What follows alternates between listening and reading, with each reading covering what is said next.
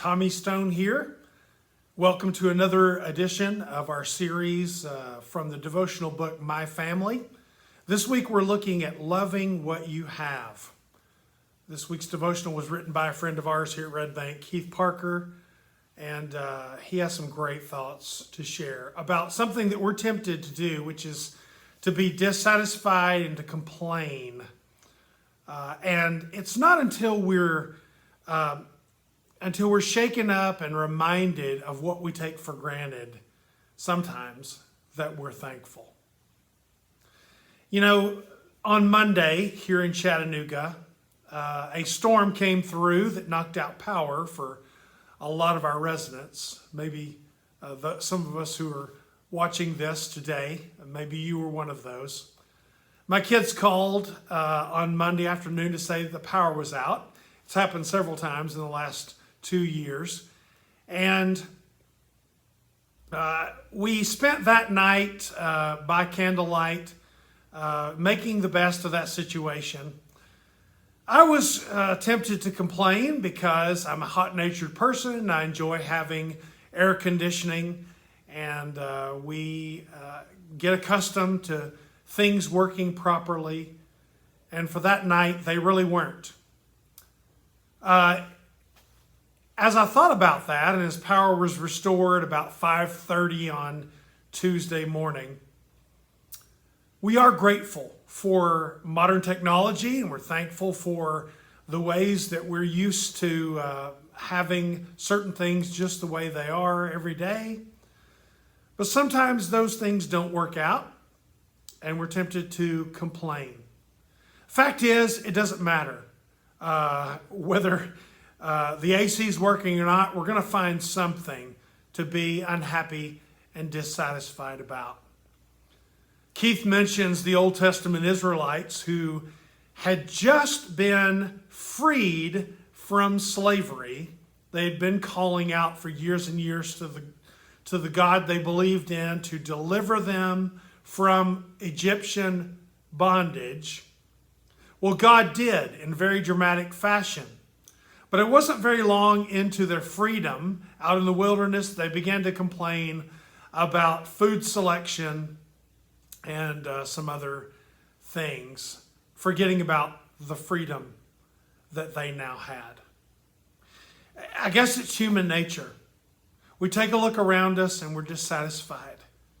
You know, the world that we live in, on the one hand, it has been broken and marred by sin. This world is not our home after sin. It's not what God created us to enjoy. There's a curse that's there because of man's disobedience in the Garden of Eden. So in one sense, things are never going to be as they're supposed to be. And yet, we're told constantly that we live in the world that God continues to shower with blessings. It's a world suited for us to live. He provides us with the basics, and we find reasons to complain. The truth is, as Keith mentions this week, we ought to be so grateful and so thankful to God for our families, for what we have, for what we are able to avoid that others struggle with, for our basic health, because there are times when we don't enjoy that, and then we're reminded of the good times. We should be thankful for those in our family who've been constant supporters and those who love us. And so whenever we lose someone that we love and that we care about very much, it really hurts us. And we tend to be more reminded of all the many ways in which those people were special to us and important in our lives. I really like the devotional thought for Friday, where he tells us that we need to really focus on the positive. That's the way that we deal with our tendency toward complaining about things. If I can greet each day with a reminder to, as Paul said in Philippians 4, to focus on those things that are good, those things that are true and honorable and pure and lovely and commendable and excellent.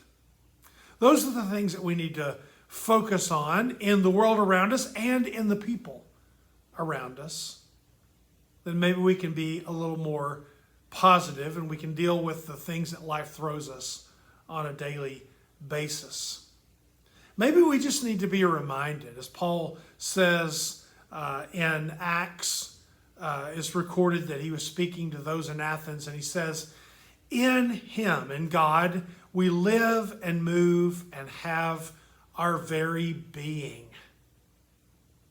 All the things that we enjoy about being able to live and to see a new day come from God. And then he gives us so much more. And we tend to focus on those times when we don't have, that we can't see to our way to loving what we do have. Isn't that amazing? The enemy of our souls does a pretty great job reminding us all the time about what somebody else does have that we don't, or what we feel like we deserve that we should have and we're not currently experiencing. There are hundreds of things that you and I have to focus on right now today that are blessings that we should be grateful for, that we should be filled with joy, that we have to worship God over. It's the only way we're going to overcome our tendency to complain. It's the only way we're going to be able to roll from negative circumstances to a positive mindset, is to be reminded that God is good. And God is good all the time. Even when things aren't going exactly like I think they should be going. So whenever that time comes up today or tomorrow or through this week, when I'm tempted to complain about my situation, let this be a reminder today that God is good, that he has blessed me today and right now. And I need to open my eyes and my heart to what he has done for me today. I hope this is helpful to you, and I hope that you will tackle the rest of your day with a positive mindset. God has been good to you. Just look and see.